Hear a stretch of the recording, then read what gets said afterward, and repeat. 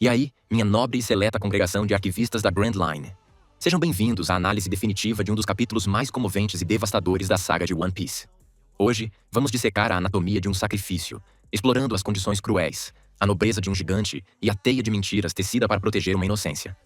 Aqui é o seu narrador de confiança, com o coração pesado, mas a caneta firme, pronto para guiar vocês por esta história. Esqueçam um resumo superficial. Sem diálogos, como é nossa sagrada tradição. Apenas a mais pura, detalhada e comovente narrativa dos fatos. Ah, e se você quiser embarcar ainda mais fundo nessa aventura, que tal se tornar um membro do canal?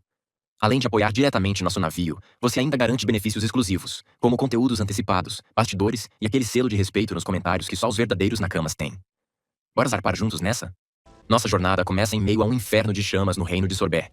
O cenário era de um apocalipse deliberado, orquestrado pelo próprio rei, Bekori. Com o objetivo de purificar sua nação, eliminando os cidadãos mais velhos e doentes, ele buscava ganhar o favor dos dragões celestiais.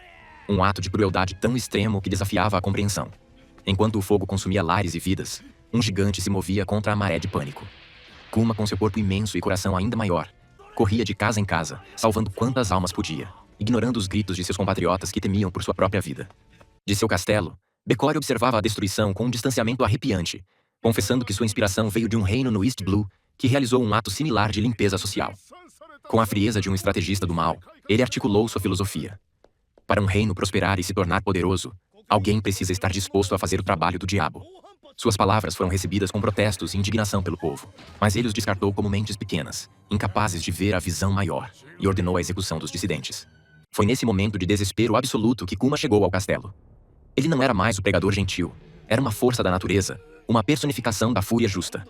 Ignorando as advertências de Bekori sobre as terríveis consequências de desafiar um rei com o respaldo do governo mundial, Kuma, com um único e devastador ataque, reduziu o castelo a escombros. Aquele ato de desafio, aquela noite de fogo e fúria, ficaria gravada na história como a revolução de um homem só de Sorbet. A notícia viajou rápido.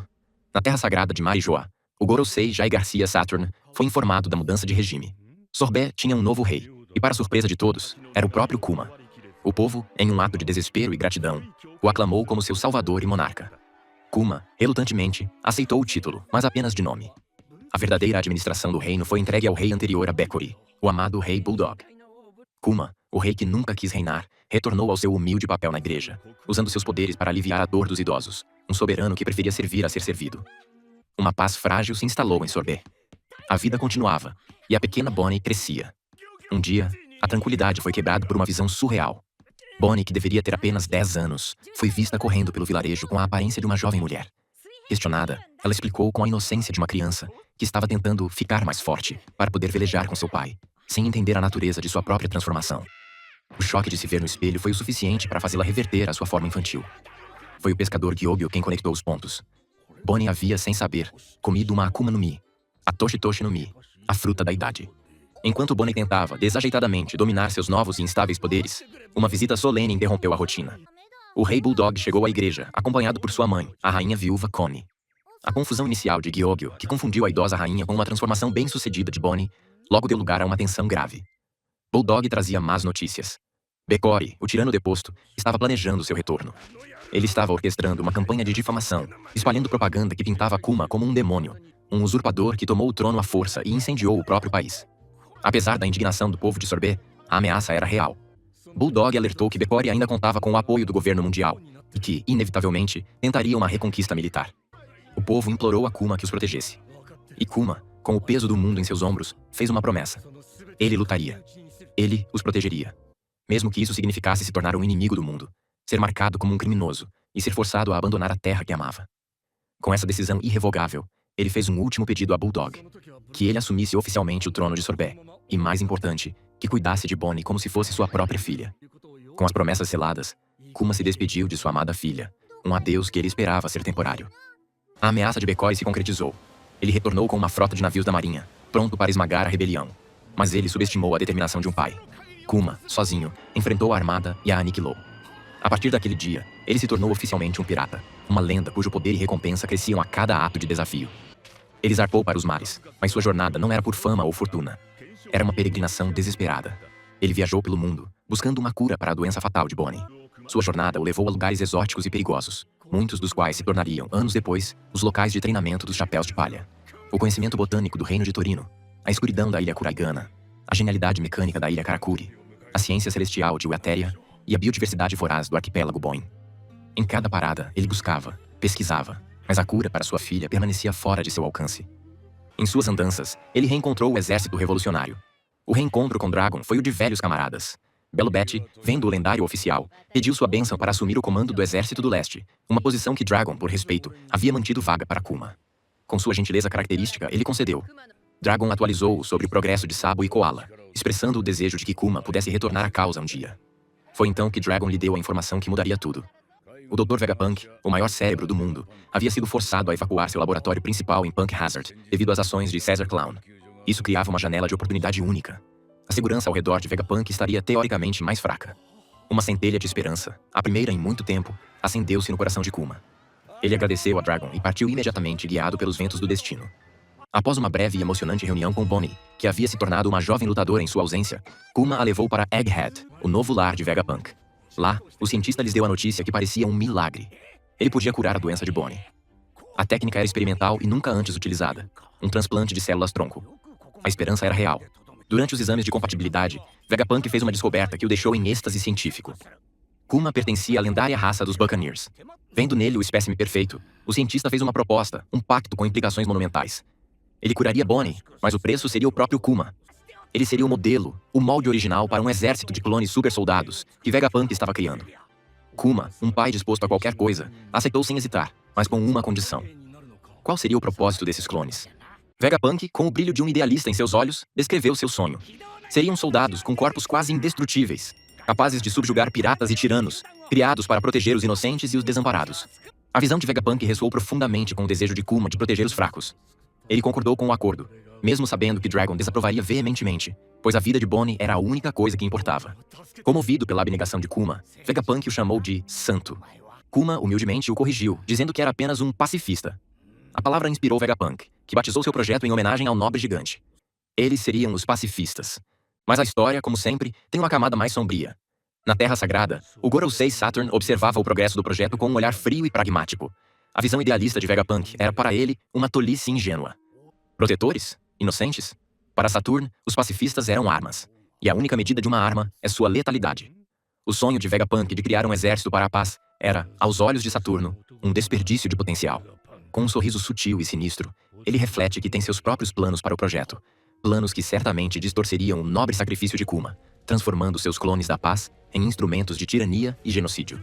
O pacto de Kuma para salvar sua filha estava sendo corrompido antes mesmo de ser concluído, e a tragédia do gentil gigante estava prestes a entrar em seu capítulo mais sombrio. Nossa história se inicia no Santuário da Ciência, a ilha futurista de Egghead. A atmosfera de inovação é quebrada pela chegada do almirante Kizaru, a personificação da justiça incerta. Com sua habitual calma irônica, ele reclama do frio da ilha, um contraste com a mente fervilhante de Dr. Vegapunk, que o recebe declarando que aquele lugar é o berço do futuro. Kizaru, no entanto, não está ali para uma visita social. Ele está ali para entregar uma má notícia.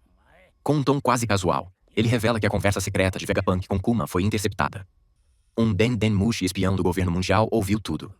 O maior gênio do mundo, em sua paixão pelo progresso, havia cometido um erro de segurança primário, um lapso de cautela que ele, com um suspiro, não pode deixar de admitir. A situação escala rapidamente. Uma chamada holográfica se materializa e a figura de um dos seres mais poderosos e temidos do mundo preenche a sala. O Gorosei, Saint Jai Garcia Saturn. Com uma voz que não carrega emoção, apenas autoridade fria e absoluta, Saturn informa a Vegapunk que o acordo para curar Bonnie, a filha de Kuma, foi reavaliado. E agora, ele tem novas e severas condições. Ele se recusa a permitir que Kuma, um ex-membro do exército revolucionário e um homem da raça Buccaneer, seja o rosto do novo exército de clones da marinha. A linhagem de Kuma era uma mancha que precisava ser controlada. E ele tinha os termos perfeitos para isso. As condições são um exercício de crueldade calculada, projetadas não apenas para garantir o controle, mas para quebrar o espírito de um homem. A coleira do governo. Kuma deve se tornar um membro dos 7 Corsários do Mar, Shichibukai. Ele preencherá a vaga deixada pelas ações de Portgas the Ace, tornando-se um cão de caça do mesmo governo que ele um dia combateu. A prisão de aço. Kuma deve se submeter a uma transformação cibernética completa. Seu corpo, o receptáculo de sua alma, se tornará uma arma da marinha, propriedade do governo mundial. A morte da alma, e a condição final, a mais desumana de todas. Para garantir sua lealdade inquestionável e apagar qualquer vestígio de seu passado rebelde, ele deve renunciar à sua própria consciência. Sua livre vontade, suas memórias, sua personalidade, Tudo o que fazia dele Kuma deve ser completamente e permanentemente apagado. Vegapunk, o homem da ciência, reage com uma fúria humana. Ele explode, gritando que tirar a livre vontade de um homem é o mesmo que matá-lo, deixando para trás apenas uma concha vazia, um robô sem alma. Ele acusa Saturn de querer um escravo obediente, já que os outros corsários são notórios por sua desobediência. Saturn, com um desdém gelado, retruca que Vegapunk, como cientista a serviço do exército, não tem o direito de ter escrúpulos morais. Ele enquadra o sacrifício de Kuma como o preço justo a ser pago pelo milagre da cura de Bonnie. A vida de uma criança em troca da alma de um pai. Vegapunk ainda está indignado. O conflito entre sua ética e sua ciência é estampado em seu rosto. Mas é Kuma, com uma calma resignada e trágica, quem põe fim à discussão. Ele olha para o cientista e, com uma voz firme, diz para aceitar. Ele confessa que estava no limite de sua esperança, e que agora, diante desta única chance, ele aceitará qualquer destino com gratidão, contanto que sua amada filha possa viver uma vida plena e feliz. Satisfeito com a submissão, Saturn passa aos detalhes logísticos. Vegapunk explica os prazos. 6 meses de tratamento intensivo para Bonnie, seguidos por 1 ano de reabilitação estrita, longe da luz solar natural. A cibernetização de Kuma, por outro lado, seria um processo longo e doloroso, levando no mínimo 2 anos para ser concluída. Kuma sente um vislumbre de alívio. Isso significava que Bonnie estaria curada e segura por volta de seus 10 anos. Mas Saturn, mestre da crueldade psicológica, desfere o golpe final. Ele questiona a garantia da lealdade de Kuma. O que o impediria de se rebelar assim que Bonnie estivesse curada? Kuma promete solenemente que não fugirá.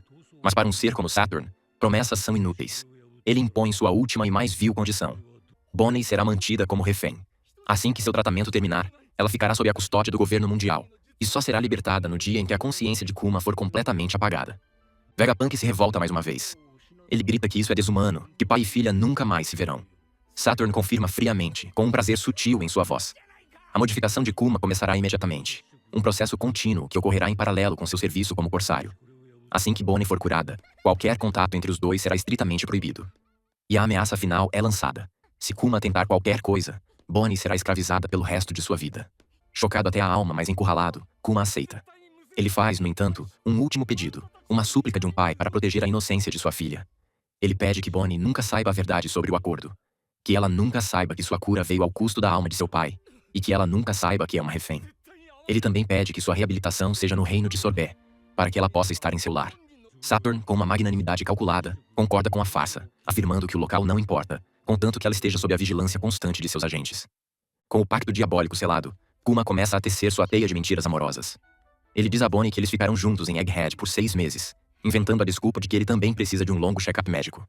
Bonnie, em sua inocência, fica radiante com a notícia de que não se separarão. Durante os meses seguintes, uma estranha família se forma.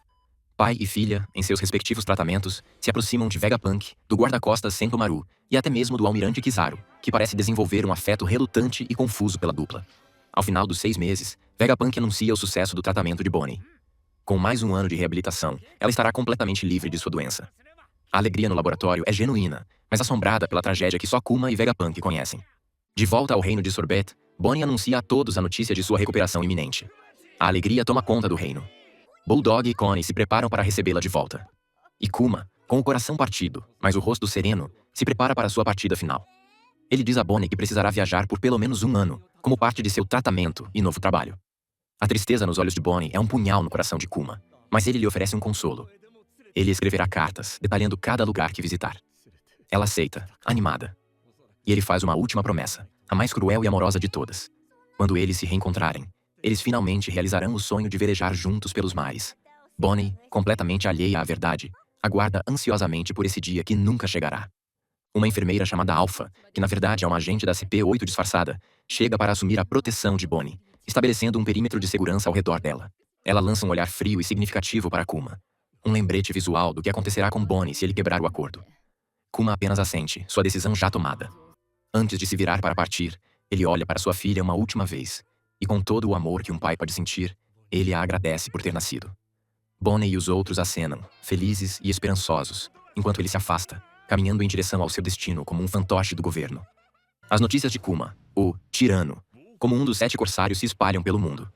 Ele se torna conhecido como o fantoche do governo, obedecendo a cada ordem com uma eficiência robótica, para que a total confusão e tristeza de seus antigos companheiros no exército revolucionário. E fiel à sua promessa, Kuma escreve. Suas cartas para Bonnie são cheias de descrições vívidas de ilhas exóticas e aventuras que ele nunca teve, construindo um mundo de fantasia para a filha que ele nunca mais abraçaria. Sua jornada como uma arma do governo o leva ao East Blue, para a pacata Vila Fuchsia. E é lá, no ponto de partida da jornada de um outro jovem sonhador, que ele recebe uma nova e fatídica ordem do governo mundial. A tragédia de Kuma estava longe de terminar, e cada passo que ele dava era um sacrifício silencioso no altar de seu amor paternal. E assim, encerramos mais um episódio insano dessa saga épica. Se curtiu essa zoeira, não esquece de deixar o like, se inscrever no canal e compartilhar esse vídeo com a tripulação. Afinal, a zoeira em One Piece nunca tem fim. Até a próxima e bons ventos nos mares da zoeira.